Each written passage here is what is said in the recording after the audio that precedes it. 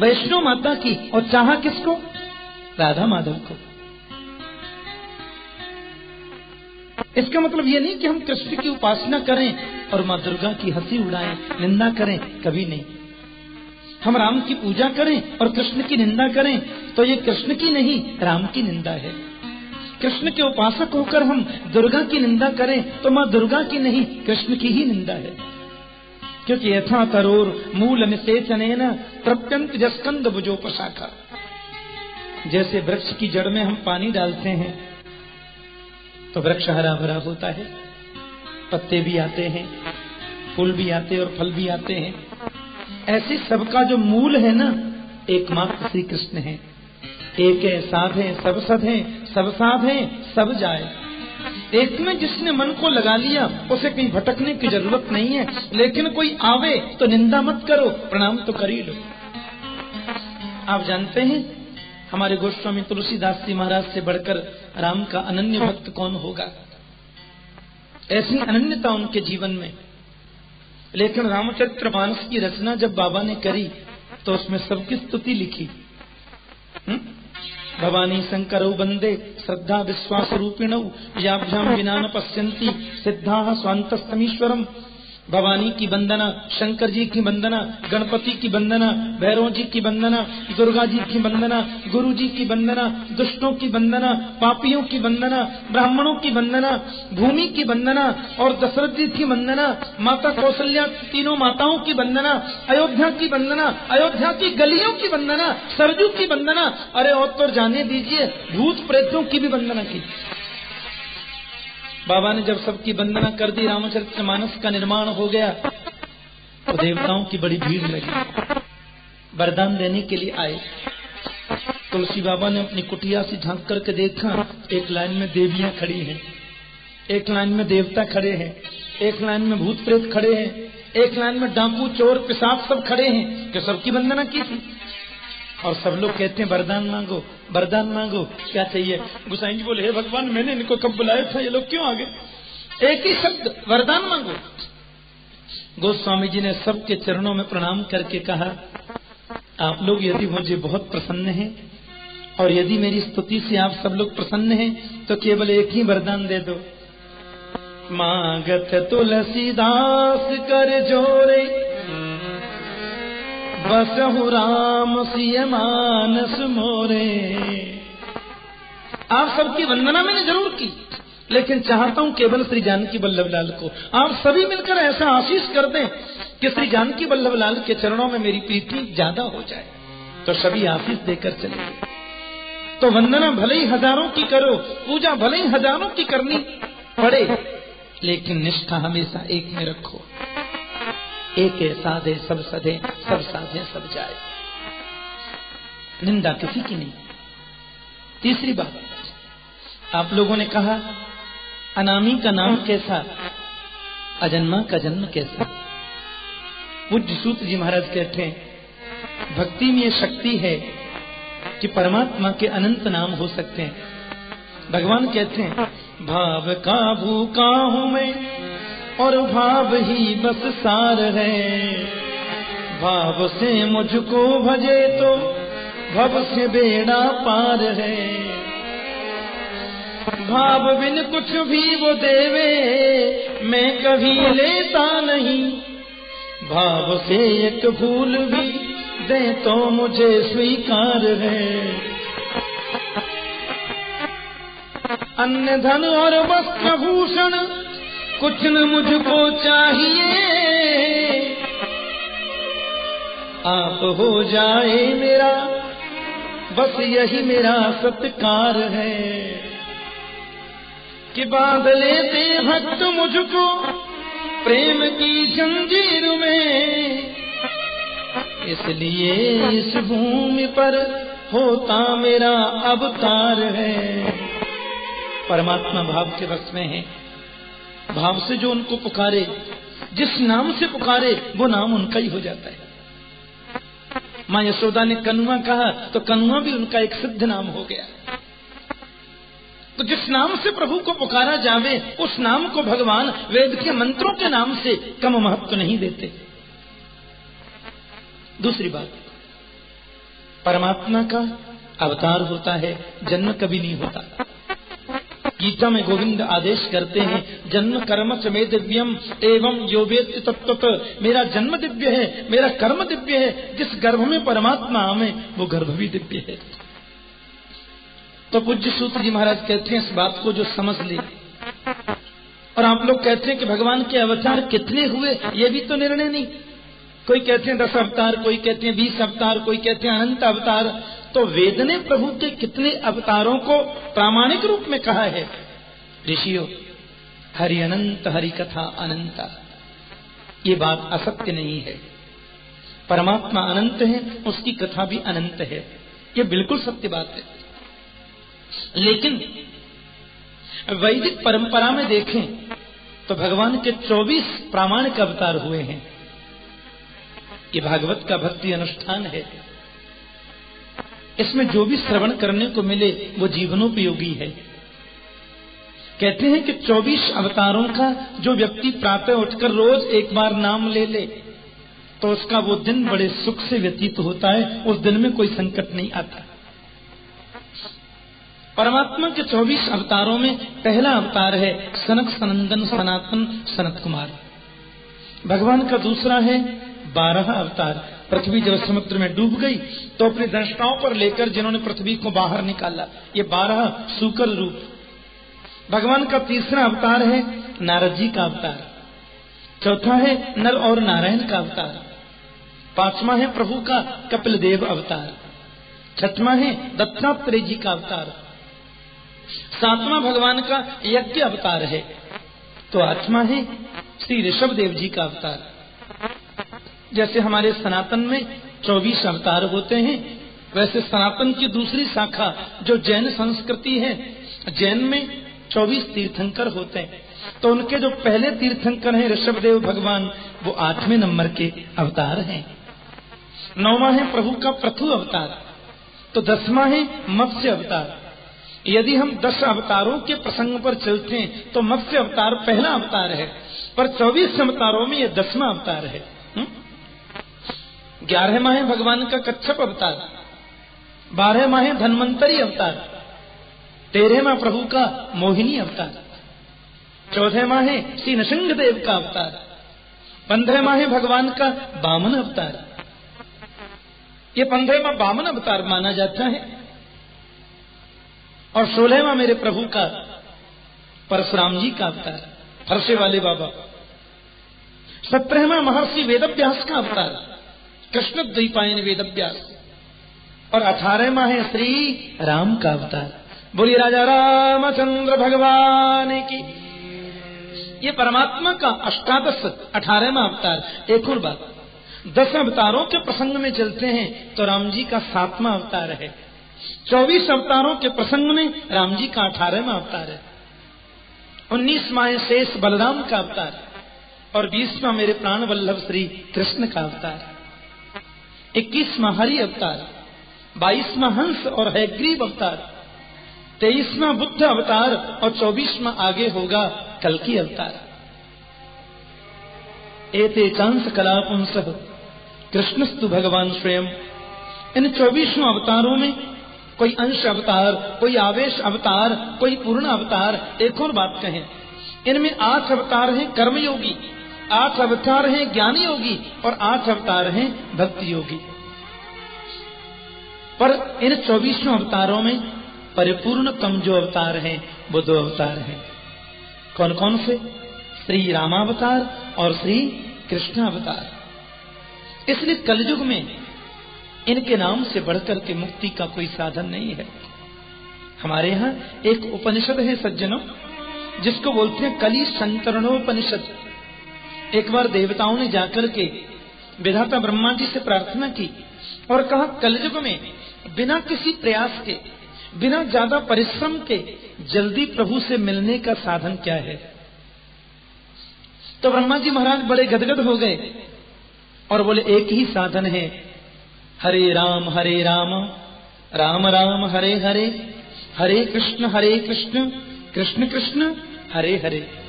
ये कोई केवल कीर्तन नहीं है, ये वेद का मंत्र है, वेदांत का मंत्र है साक्षात। वेदांत कलिसंतरणोपनिषद में लिखा है। परंतु इसमें एक बात है, यदि हरे राम हम पहले लगाते हैं तो वो वैदिक मंत्र है, और वैदिक मंत्र बिना स्नान किए नहीं गाना चाहिए।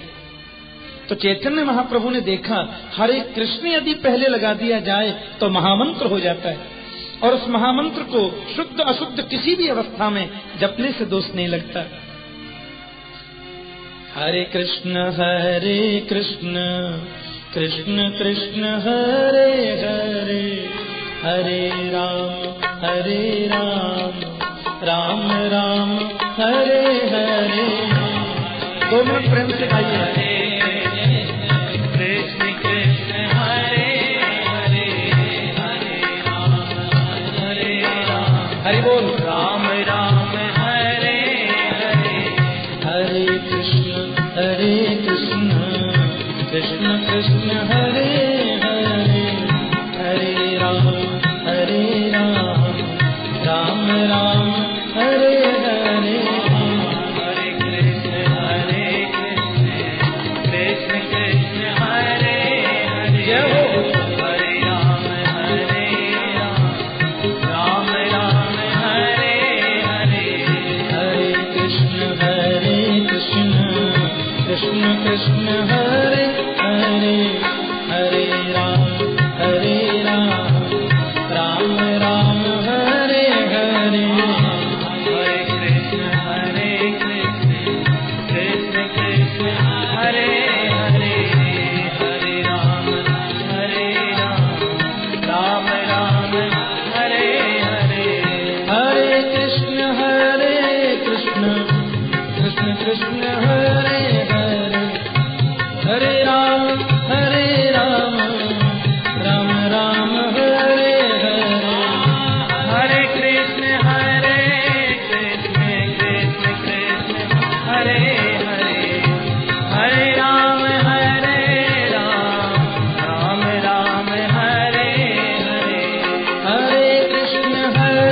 कृष्ण कृष्ण कृष्ण हरे हरे, हरे राम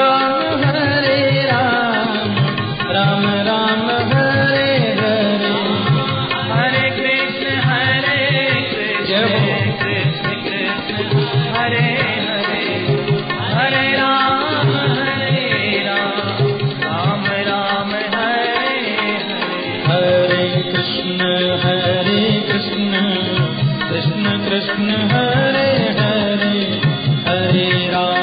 हरे राम राम राम हरे हरे, हरे कृष्ण कृष्ण कृष्ण हरे हरे, हरे राम राम हरे हरे। कोई हार्ट का मरीज हो, हार्ट पेशेंट, ध्यान देना, ये वैज्ञानिक इफेक्ट है। हम जब परमात्मा के नाम को उच्च स्वर में गाते हैं और उस नाम के गाने के साथ साथ में ताली बजाते हैं, ऐसा करने वाले व्यक्ति को कभी हार्ट अटैक नहीं हो सकता। बोलो जय श्री कृष्ण। हृदय की जो गति है वो जितनी उसको चाहिए नॉर्मल होती चली जाएगी, इसका बड़ा संबंध है। हरे कृष्ण कृष्ण कृष्ण हरे हरे, हरे राम राम राम हरे हरे, हरे कृष्ण कृष्ण हरे हरे, हरे राम जय हो, राम हरे हरे, हरे कृष्ण कृष्ण कृष्ण हरे हरे, हरे राम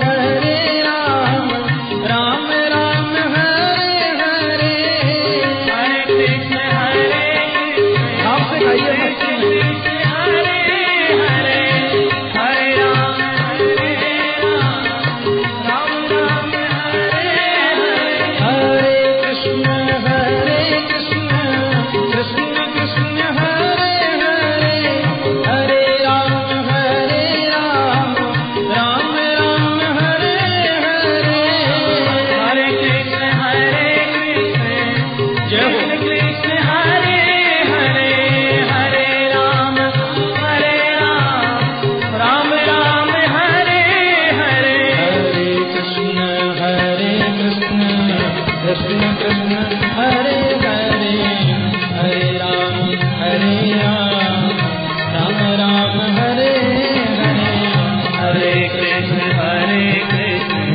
कृष्ण कृष्ण हरे हरे हरे राम राम राम हरे हरे हरे कृष्ण कृष्ण कृष्ण हरे हरे हरे राम राम राम हरे हरे हरे कृष्ण कृष्ण कृष्ण हरे हरे हरे राम राम राम हरे हरे हरे कृष्ण कृष्ण कृष्ण हरे हरे हरे राम राम राम हरे हरे हरे कृष्ण कृष्ण कृष्ण हरे हरे हरे राम राम हरे हरे हरे कृष्ण कृष्ण कृष्ण हरे हरे हरे राम राम राम हरे हरे हरे कृष्ण कृष्ण कृष्ण हरे हरे हरे राम राम हरे हरे हरे कृष्ण कृष्ण कृष्ण हरे हरे हरे राम राम हरे हरे हरे कृष्ण कृष्ण कृष्ण हरे हरे हरे राम राम हरे हरे हरे कृष्ण कृष्ण कृष्ण हरे हरे हरे राम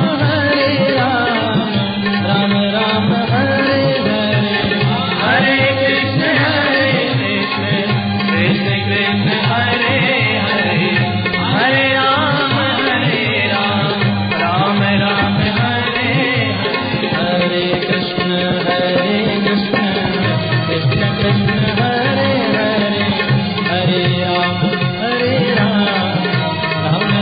हरे हरे हरे कृष्ण कृष्ण हरे हरे हरे राम राम हरे हरे हरे कृष्ण कृष्ण कृष्ण हरे हरे हरे राम राम हरे हरे हरे कृष्ण कृष्ण कृष्ण हरे हरे हरे राम राम हरे हरे कृष्ण कृष्ण कृष्ण हरे हरे हरे राम राम हरे हरे हरे कृष्ण कृष्ण कृष्ण हरे हरे हरे राम जय हो। राम हरे हरे हरे कृष्ण कृष्ण कृष्ण हरे हरे हरे राम राम हरे हरे हरे कृष्ण कृष्ण हरे हरे हरे राम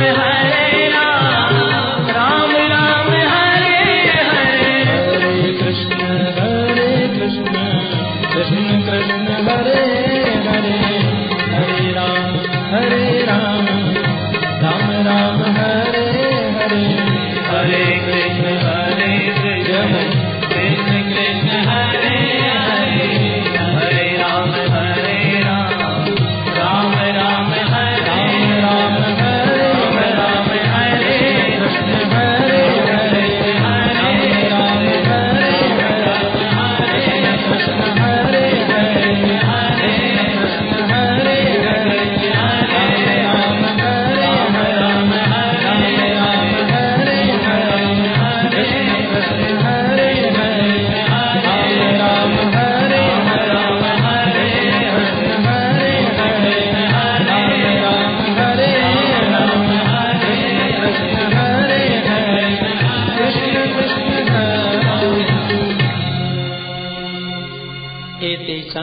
कला पुंसः कृष्णस्तु भगवान स्वयं इंद्रारि व्याकुलम लोके मृडयन्ति युगे युगे। इन 24 अवतारों में 2 ही अवतार परिपूर्णतम हैं, श्री रामावतार और श्री कृष्णावतार। महर्षि वेदव्यास जी का भागवत की रचना का उद्देश्य भी केवल यही था, कैसे भी जीव का मन रामकृष्ण के चरणों का अनुरागी बन जाए। इसलिए तो व्यास जी ने इस दिव्य ग्रंथ की रचना कर डाली। किसी ने पूछा, क्यों जी व्यास जी कौन है? ऋषियों में से कोई प्रश्न कर दिया, सूत जी ये व्यास जी कौन है? उनके बेटा सुखदेव के बारे में तो हमने बड़ी विचित्र घटना सुनी है। इतना त्यागी थे पूज्यवर सुखदेव कि जन्म लेकर के जब जंगल की ओर चले, दिगंबरम दिगंबरम वक्त्र विकीर्ण केशम प्रलंब बाहुम स्वरोत्तमाभम श्यामम सदा पीच्यवयोग्य लक्ष्म्या स्त्रीणाम मनोज्ञम रुचिरस्मितेन। दिगंबर ही थे सुखदेव जी। 16 वर्ष की अवस्था थी, रास्ते में जा रहे थे, वहां कुछ नवयुवती स्त्रियां स्नान कर रही थी सरोवर में, भागवत में लिखा है। तो उन स्त्रियों के सामने दिगंबर सुखदेव निकल गए, जरा भी संकोच नहीं हुआ, सब स्नान करती रही। लेकिन पीछे पीछे महर्षि वेदव्यास जब वहां से निकले तो स्त्रियां तुरंत बाहर निकल के आईं, वस्त्र पहनकर बोली, बाबा माफ करना, हम देख नहीं पाई थी। तो व्यास ने उन स्त्रियों से प्रश्न किया कि तद्वीक्ष पृच्छति मनो जगदुस्तवास्ते स्त्री पुंविदान तो सुतस्य विवेक दृष्टि। बेटी, मेरा नवयुवक बेटा सुखदेव तुम्हारी आंखों के सामने होके निकल गया, तुम्हें जरा भी लज्जा नहीं लगी, जरा भी संकोच नहीं लगा? और मैं तो तुम्हारे पर बाबा के समान हूं, फिर मुझे देखकर इतना संकोच क्यों? तो इन स्त्रियों ने कहा, बाबा हम जानती हैं आपका बेटा सुखदेव तो ऐसा ब्रह्म ज्ञानी है कि 1000 वस्त्र भी उसके सामने कोई पहन लो तो भी कोई फर्क नहीं, और निर्वस्त्र बनकर के रहो तो भी कोई फर्क नहीं, क्योंकि जिसकी दृष्टि ब्रह्मात्मक बन जाती है वो स्त्री और पुरुष के भेद को नहीं जानता, वो सिर्फ इतना जानता है एक ईश्वर है और एक जीव है, और जीव और ईश्वर के मिलना ही इस संसार का क्रिया है। ज्ञानी की दृष्टि में स्त्री और पुरुष के भेद नहीं होते, काम का वहां प्रवेश नहीं होता। तो आपके बेटा के सामने 1000 वस्त्र पहनो चाहे निर्वस्त्र रहो, क्या फर्क पड़ता है? पर आप तो संसार में रहते हो बाबा, आप तो मान मर्यादा भी समझते हो, आपको देखकर तो मन में संकोच होना ही चाहिए। इस बात को सुनकर व्यास जी लौटकर चले गए कि इस बेटा सुखदेव को मैं नहीं ला सकता। तो ऋषि लोग प्रश्न करते हैं, वो व्यास कौन है? उनके बेटा सुखदेव इतने बड़े ज्ञानी हुए, फिर वो सुखदेव लौटकर कैसे आए? और जो कभी किसी के घर नहीं जाते, उन्होंने राजा परीक्षित की सभा में प्रवेश करके उनको भागवत उपदेश कैसे किया? ये बात सुनकर के सूत जी महाराज गदगद हो गए और बोले, ऋषियों, मेरे गुरुदेव व्यास के वंश का वर्णन परमात्मा की कथा से कम नहीं है, बड़ा अद्भुत इनका वंश है।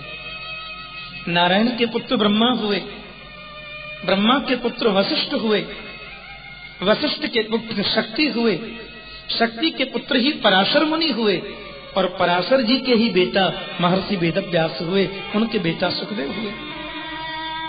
मालूम है व्यास जी का जब अवतार हुआ, वे सीधे वन की ओर चल दिए। तो उनकी मां सत्यवती ने कहा, बेटा व्यास तुम जा रहे हो, मैं कैसे रहूंगी तुम्हारे बिना? व्यास ने चरणों में गिर के कहा, मां अभी तो मुझे जाना ही होगा, लेकिन जब भी आप स्मरण करेंगी आपके चरणों में उपस्थित हो जाऊंगा। कहकर व्यास जी चले गए। उत्तराखंड में बद्रीनाथ से भी आगे गए, जहां एक नदी बहती है सरस्वती। सरस्वती नदी के किनारे महर्षि वेदव्यास ने छोटी सी पर्णकुटी बनाई, ध्यान देना, और पर्णकुटी में बैठकर के व्यास समाधि लगा लिए। जैसे ही उनकी समाधि लगी, संसार के लोगों की समस्त वार्ताएं उनको सुनाई देने लगे। कोई तन दुखी, कोई मन दुखी, कोई धन बिन रहत उदास, थोड़े थोड़े सब दुखी, सुखी श्याम के दास। दुनिया में कोई सुखी नहीं है, सब दुखी हैं। लोगों का जीवन खाने पीने, सोने, हंसने, नाचने, गाने में बीत रहा है। चिंतन के द्वारा व्यास जी को सब सुनाई पड़ता है। ऐसे किसी ग्रंथ की रचना कर दो जिसको एक बार लोग पढ़ लें, उनको आत्मा का बोध हो जाए, आत्मा का ज्ञान हो जाए। पहले केवल एक ही ग्रंथ था हमारे वैदिक युग में, ऋग्वेद। महर्षि वेदव्यास ने ऋग्वेद को ही 4 रूपों में विभक्त किया, ऋग्वेद, यजुर्वेद, सामवेद और अथर्ववेद। लेकिन वेद की भाषा बड़ी क्लिष्ट है, समझ नहीं आती। कोई वेद को याद कर भी लेवे तो उसका अर्थ नहीं समझ पाते। व्यास जी महाराज ने वेद के आधार पर 17 पुराणों की रचना की, जिसमें विष्णु पुराण बहुत अद्भुत है। लेकिन पुराणों को लिखने के बाद भी मन संतुष्ट नहीं हुआ, उदास बैठे थे। और मैंने कहा था न कल, मन में जब बहुत उदासी आवे तो संसार में मत भटको, अपनी आत्मा से ही पूछने का प्रयास करो। व्यास जी ने मन की वृत्ति को अंतर्मुखी बनाया और ध्यानस्थ होकर के बैठे तो संत नारद का आगमन हो गया। व्यास के आश्रम पर पूज्यवर नारद जी पधारे। नारद जी को देखते वेद व्यास खड़े हो गए। पधारे भगवान, बड़ी कृपा करी, आज आपके चरण मेरी कुटिया पर आए। नारद जी बोले, बुरा नहीं मानना, पारा सर्ज महाभाग भवत कच्चिदात्मना परितुष्यति शारीरम आत्मा मानस एव वा। आप बड़े उदास दिखते मेरे को, सब स्वस्थ तो हैं, आनंद तो हैं। व्यास जी बोले, क्या बताऊं महाराज, इतने ग्रंथों की रचना कर दी, इतने शास्त्र मैंने प्रणीत किए, लेकिन मन में अभी संतोष नहीं है। ऐसा लगता है मैंने कुछ किया नहीं समाज के लिए। नारद जी बोले, बुरा नहीं माना तो जरा क्लियर कह दो। बोले, कह दो। बोले, कोई बहुत सुंदर सरोवर है, सरोवर में लाखों कमल के फूल खिले हैं, नीला नीला पानी चमक रहा है। मेरा मन हुआ कि चलो सरोवर में एक डुबकी लगा लें, और डुबकी लगाने के लिए जैसे मैं प्रवेश किया तो घोंटू तक मेरे पैरों में कीचड़ लग गया। मैंने कहा, ओहो, ये सरोवर ऊपर से सुंदर लगता है, अंदर तो इसमें कीचड़ भरा है। कीचड़ भरे हुए सरोवर में कौवे तो आकर के स्नान करते हैं, पर जिन हंसों को मोती चुगनी की आदत है वो कीचड़ के सरोवर में कभी नहीं आते।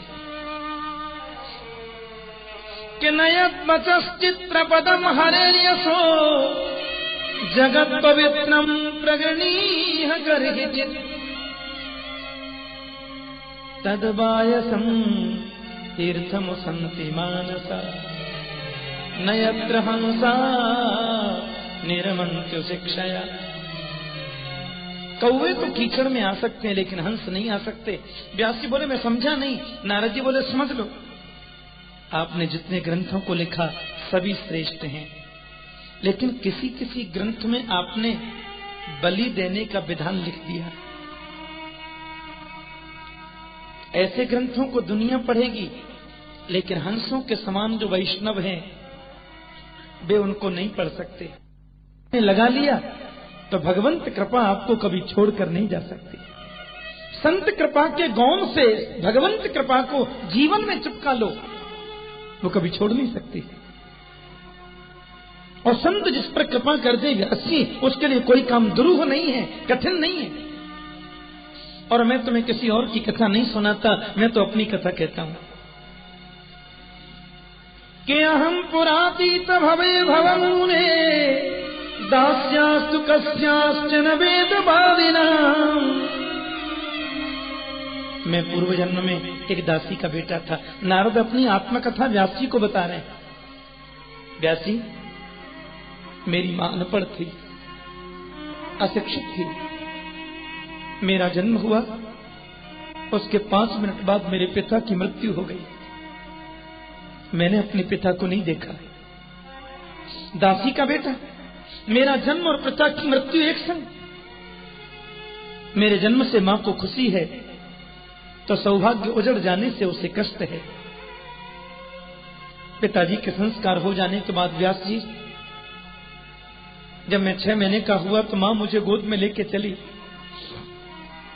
कहां जाऊं, कौन मेरी रक्षा करे, कौन मुझे बचाए। जंगल में ऋषियों के आश्रम पर चली गई। सदगृहस्थ ऋषि थे वे। मेरी मां को आया हुआ देखा। ऋषियों ने पूछा, आओ बेटी, कहां से आई? बाबा, समाज से बड़ा डर लगता है।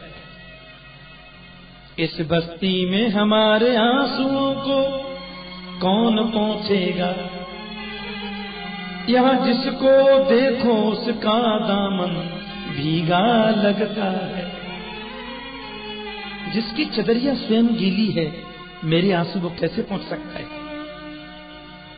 यदि आपके आश्रम में मुझे जगह मिल जाए, केवल 2 वक्त का प्रसाद मिलता रहे, आप जो कहेंगे सो सेवा कर दूंगी। नारद जी कहते हैं, संतों ने मेरी मां की परिस्थिति को देखा। ऋषियों ने, बेटी अंदर आश्रम में जाओ, हमारी पत्नियां भीतर हैं, हमारे बच्चे भीतर हैं। उन ऋषि पत्नियों से तुम पूछ लो और जो सेवा तुम्हें मिले करके तुम आराम से रह सकती हो।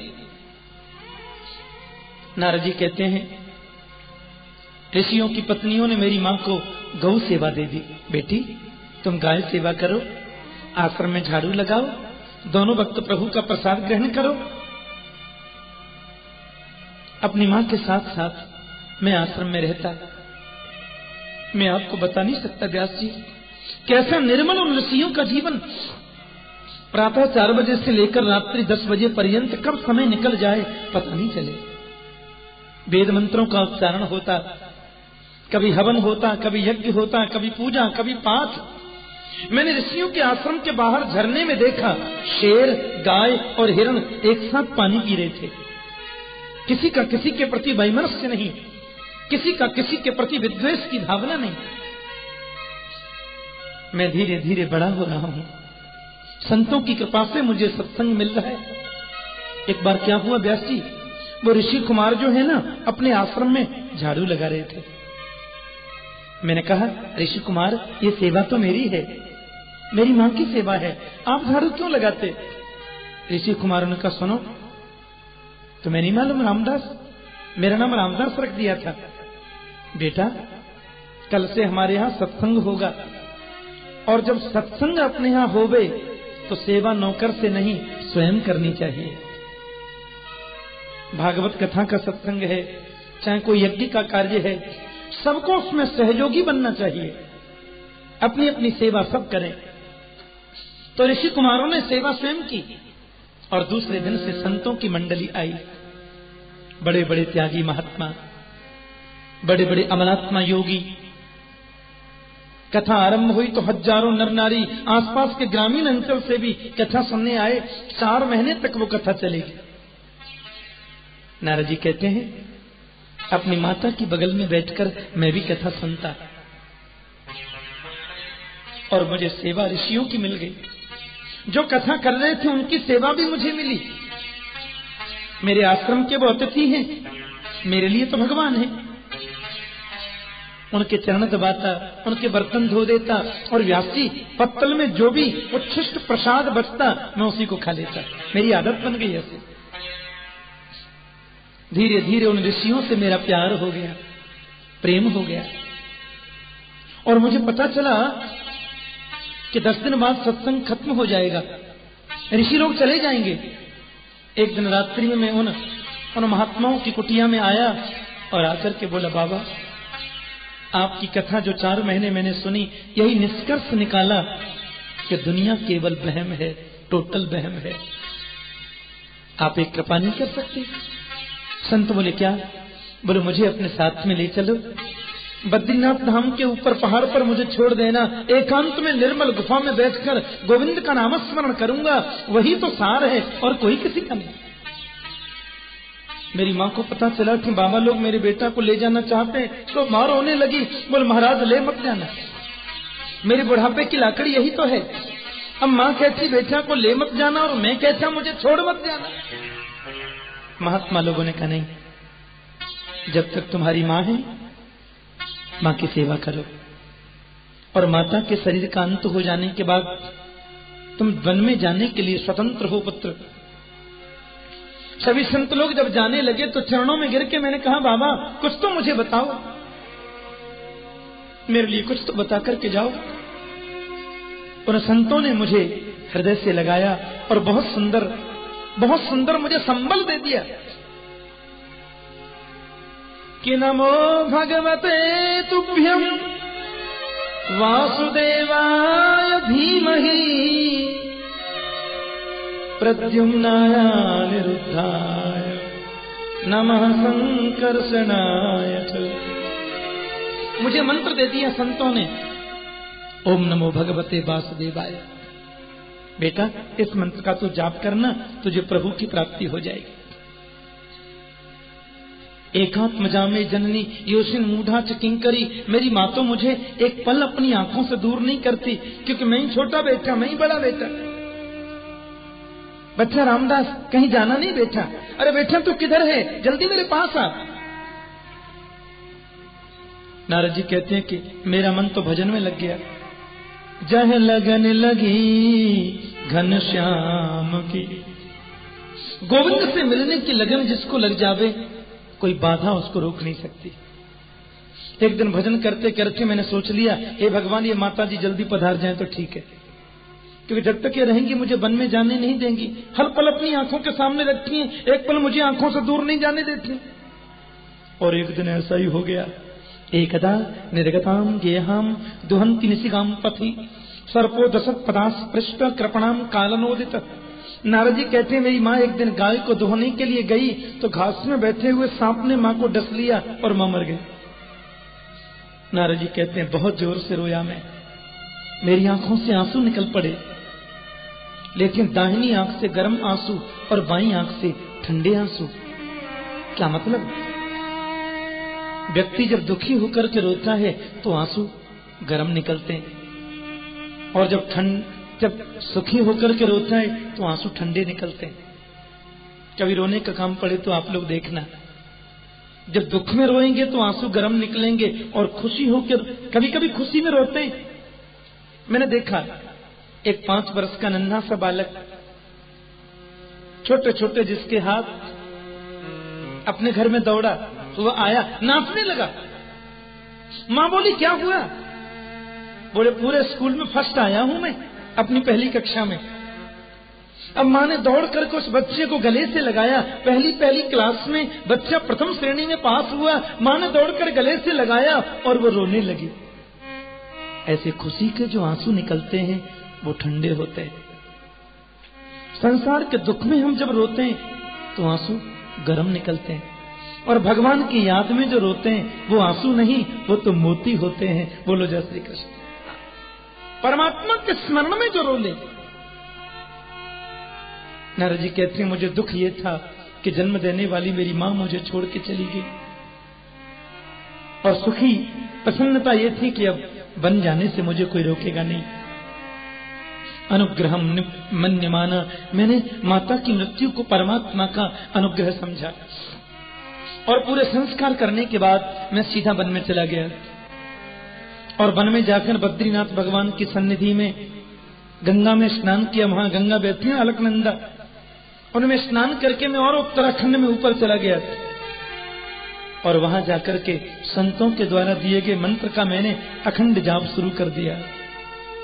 मेरा मन बड़ा प्रसन्न था, मेरे मन की बड़ी गति स्थिति श्रेष्ठ थी, और उस स्थिति का मैं वर्णन शब्दों में नहीं कर सकता।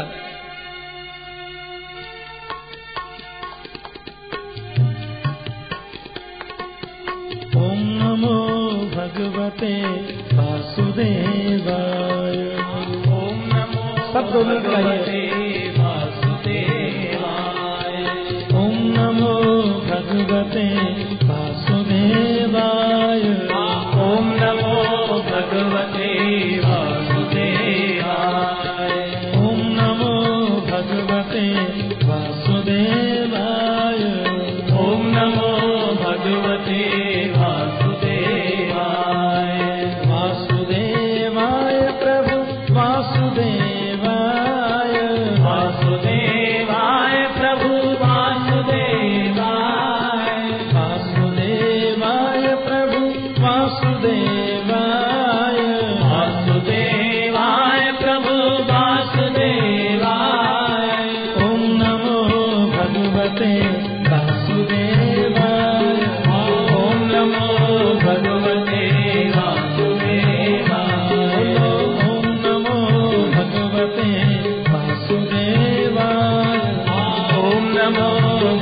भगवते वासुदेवाय। ओम नमो भगवते वासुदेवाय।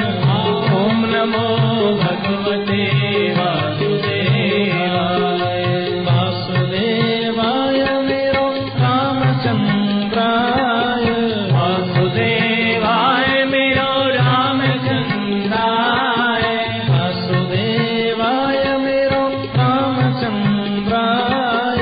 वासुदेवाय मेरो रामचंद्राय। वासुदेवाय मेरो कृष्णचंद्राय। वासुदेवाय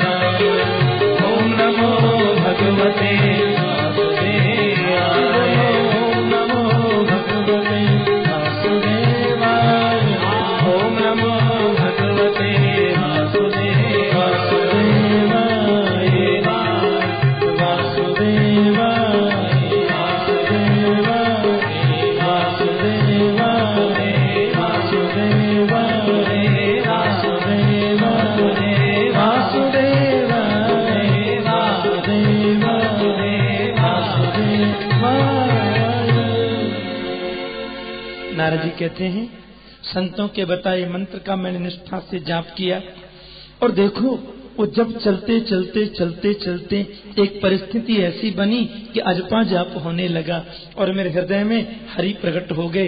हृदयासीन में शनैर हरि, पर एक पल के बाद वो झांकी अंतर्धान हो गई, मैं रोने लगा। तो आकाशवाणी ने कहा कि सकदय दर्शितम रूपम एतत् कामाय तेन मत काम सन कैर साधो सर्वान मुंचति हृत्सयान। अभी तुम्हारे कर्म संस्कार शेष हैं, अगली बार तुम्हारा मुझसे मिलना होगा। व्यास जी, वही दासी का बेटा बच्चा रामदास दूसरे जन्म में ब्रह्मा का बेटा देवर्षि नारद बन गया। सत्संग का प्रभाव, संतों के आशीर्वाद के प्रताप से एक दासी पुत्र देवर्षि नारद बन सकता है, तो आप भागवत क्यों नहीं लिख सकते? आप भागवत की रचना क्यों नहीं कर सकते? नारद जी की समझ व्यास जी ने समझी और महात्मा व्यास ने समाधि लगाई। नारद ने अपनी 3 उंगली व्यास के हृदय से लगाई, संपूर्ण भागवत व्यास के हृदय में चली गई और उन्हीं 4 मंत्रों को महर्षि कृष्णद्वैपायन वेद व्यास ने 18,000 मंत्रों में परिवर्तित कर दिया और वही श्रीमद् भागवत महापुराण के रूप में हम लोगों के सामने प्रकट है। वही भागवत की कथा व्यास ने फिर पूज्य सुखदेव जी को बताई और राजा परीक्षित की सभा में पूज्य वर सुखदेव बिना बुलाए पधारे और ऐसी कथा सुनाई जो 7 दिन में ही उन्हें मोक्ष प्रदान कर दिया। व्यास जी के हृदय में भागवत प्रकट है, इसलिए भागवत के बारे में लिखा है समाधि भाषा व्यासस्य। ये व्यास जी की समाधि भाषा है।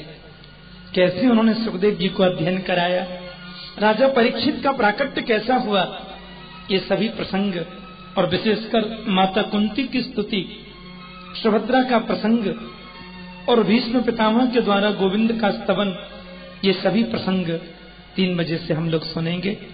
सब लोग समय से पूर्व पधारेंगे। प्यार से बोलो जय श्री कृष्ण। श्री राम श्री द्वारकाधीश की जय। परम मंगलमय परात्पर अखिलेश्वर अकारण करुणा वरुणालय भक्तवांछा कल्पतरु तड़िद्युत विनिंदक पीताम्बरधारी श्री बालकृष्ण लाल की वांग्मयी प्रतिमूर्ति श्रीमद् भागवत महापुराण। प्रातःकालीन कथा प्रसंग में परमादरणीय श्री सूत जी के मुख से आदरणीय सुखदेव भगवान के जन्म की कथा और महर्षि वेदव्यास के द्वारा श्रीमद् भागवत की रचना के प्रयोजन का हम लोग सभी श्रवण कर रहे थे। समवेत रूप से उसी सभा में हम लोग प्रवेश करते हैं। सूत जी महाराज कहते हैं कि नारद की कृपा से महर्षि वेदव्यास को भागवत का ज्ञान प्राप्त हुआ। संत कृपा से ही सब कार्य सहजता से सुलभ हो पाते हैं। व्यास जी महाराज जो साक्षात भगवत रूप भी हैं, भागवत की रचना करके आज आनंदित हैं। भागवत का मतलब होता है भगवता प्रोक्तम भागवतम, भगवान के द्वारा जो प्रकट है, प्रभु के निश्वास से जिसका प्रादुर्भाव है उसे भागवत कहते हैं।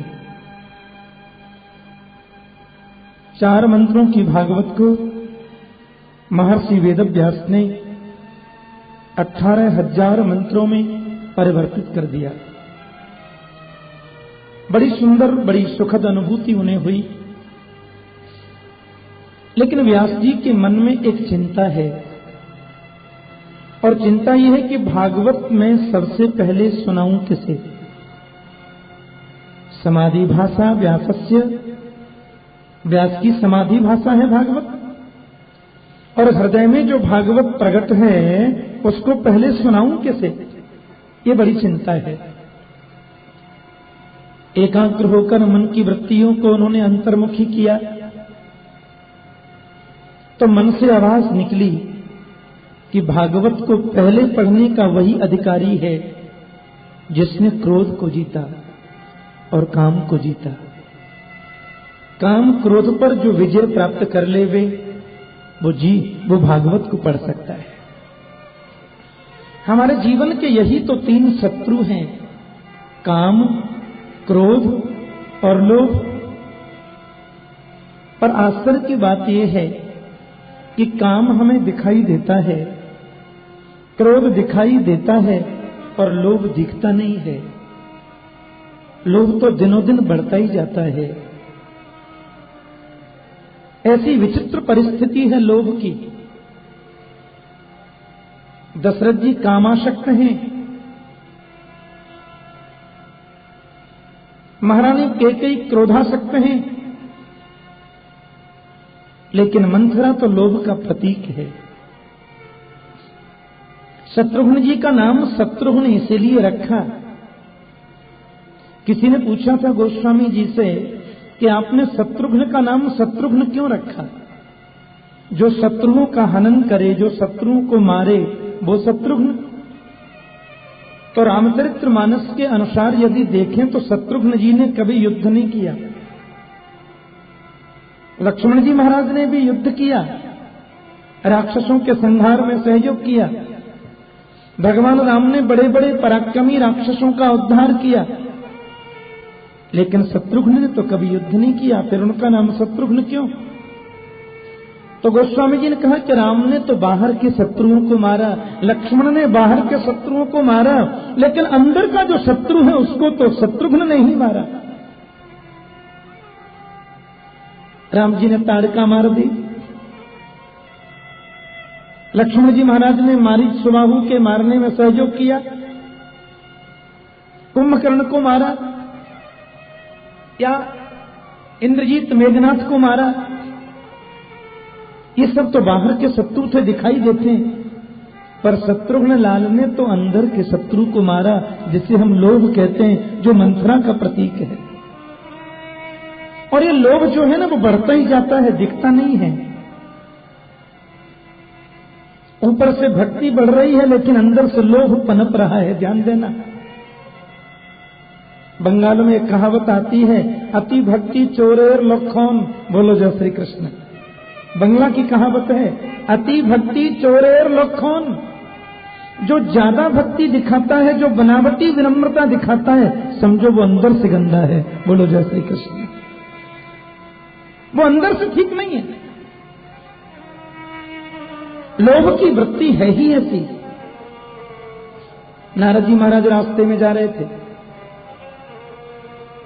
उन्होंने वहां किसी भिखारी को देखा। नारद जी ने कहा, कितने दिन से भीख मांग रहे हो? बोले 40 साल हो गए, ये मेरी जगह है। तुम्हारा पेट नहीं भरता? बोले मिलता नहीं ढंग से। संत नारद को करुणा आ गई, बोले सुनो, मैं तुम्हें ऐसे व्यक्ति के पास भेजता हूं, मेरी चिट्ठी लेकर के जाओ। तो नारद जी ने कुबेर को पत्र लिख दिया। पत्र में लिखा था, ये व्यक्ति, इसको मैं भेज रहा हूं, इसके कमंडलू में इतना सोना चांदी हीरे भर देना कि उसको फिर कभी मांगना न पड़े। नारद कृपा कर दे तो कौन बड़ी बात है। सीधे कुबेर के पास भेज दिया सज्जनों। और ये भिखारी आदमी कुबेर के पास गया। अब नारद जी ने भेजा है तो मना कौन करे। बड़ा भारी इसका स्वागत हुआ, आसन बिछाया, बैठो साहब कहां से आए? बोले पत्र लीजिए। कुबेर ने देखा कि नारद महाराज ने भेजा है, अपने सेनापति से कहा, अपने खजांची से कहा, इसके कमंडलू में हीरे जवाहरात भर दो। नारद जी का आदेश है, देवर्षि का आदेश। उसने अपने कमंडलू को रख दिया, खजाना खुल गया और उसमें हीरे जवाहरात, सोना चांदी सब गिन्नियां डालने लगे। 15 दिन नॉन स्टॉप हो गए डालते डालते, लेकिन उसका कमंडलू भरता नहीं। नारद जी उधर से निकल करके जा रहे थे। नारद ने देखा भिखारी आजकल दिखता नहीं। बोलो हो, मैंने कुबेर के पास भेजा था। ध्यान लगा करके देखा तो पता चला अभी वहीं बैठा है। तो नारद जी सीधे कुबेर के पास आए। लोग पसीने पसीने हो रहे हैं, बड़े तंग हो चुके हैं। नारद जी को देखा कि कुबेर ने प्रणाम किया और बोले, बाबा जिसको भेजा करो देख तो लिया करो किसको भेज रहे हैं। पूरा भंडार मेरा खाली होने को आ गया, लेकिन उसका कमंडलू भरता नहीं, और आपने कहा था कि कमंडलू भर देना। नारद जी बोले, ऐसा क्या है इसके कमंडलू में, मैं चल करके देखूंगा। संत नारद ने आकर के देखा तो डलिया भर भर के लोग कमंडलू में गिन्नियां डालते जा रहे हैं, हीरे डालते जा रहे हैं, लेकिन कमंडलू भरता नहीं। नारद ने कहा, तेरा कमंडलू अभी भरा नहीं। बोले, क्या मालूम, नहीं भरता साहब, जरा मेरे को दिखाना। संत नारद ने उस भिखारी के कमंडलू को लेकर के जैसे ही पलट करके देखा तो उस कमंडलू में नीचे मनुष्य की खोपड़ी बैठी थी और खोपड़ी में अंदर लोभ बैठा हुआ था। बोलो जय श्री कृष्ण। संत नारद ने कुबेर से कहा, बस भरना बंद कर दो। तुम तो क्या ब्रह्मा जी अपना पूरा खजाना भी इसकी कमंडलू में डाल दें तो नहीं भरता, कभी कमंडलू नहीं भर सकता। क्योंकि लोभ की वृत्ति ऐसी है, जिन प्रति लाभ लोभ अधिकाई। जो जो हमारा लाभ बढ़ता है, लोभ क्यों क्यों बढ़ता चला जाता है। तो काम, क्रोध और लोभ, ये तीन ही तो हमारे जीवन के परम शत्रु हैं, और इन पर जिसने विजय प्राप्त कर ली वही भागवत पहले पढ़ने का अधिकारी है। और ब्रह्मा की सृष्टि में ऐसा कौन व्यक्ति है जिसने काम, क्रोध, लोभ को जीता। व्यास जी महाराज अपने नेत्र बंद करके देखने लगे तो उनके हृदय से आवाज निकली कि काम, क्रोध, लोभ तीनों को बस में करने वाला तो एक ही व्यक्ति है, तुम्हारा अपना बेटा सुखदेव। व्यास जी ने कहा, सुखदेव वास्तव में ज्ञानी है, काम क्रोध को जीता है, लेकिन उसको मैं बुलाऊं कैसे, वो तो निर्गुण, निर्विकार, निर्विशेष, निरीह ब्रह्म की समाधि में बैठा है, और जब तक वो आवे नहीं तो उसको भागवत सुनाऊं कैसे, और जब तक वो भागवत सुने नहीं तो जन जन में प्रचार हो कैसे। व्यास जी महाराज बड़े चिंतित होकर के बैठे तो उनके हृदय से फिर आवाज निकली और कहा, एक 4 अंगुल